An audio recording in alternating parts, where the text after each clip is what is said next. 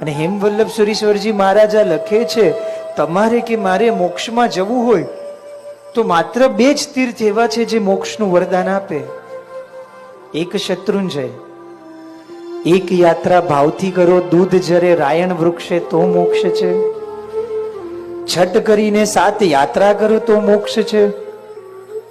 અઠ્ઠમ કરીને ચક્કેશ્વરી દેવી રત્નમય પ્રતિમાના દર્શન આપે ચંદન તલાવડીએ તો મોક્ષ છે. ભરત મહારાજાએ બનાવેલા સોનાના દેરાસરના દર્શન થાય તો મોક્ષ છે.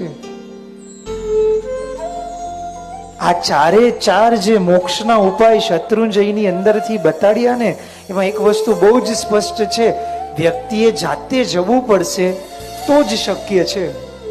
હેમવલ્લભ સુરીશ્વરજી મહારાજા શાસ્ત્રપાઠ કાઢીને એનું આખું ગુજરાતી અનુવાદ કરે છે અને એમાં લખે છે 7 ગિરનારનો.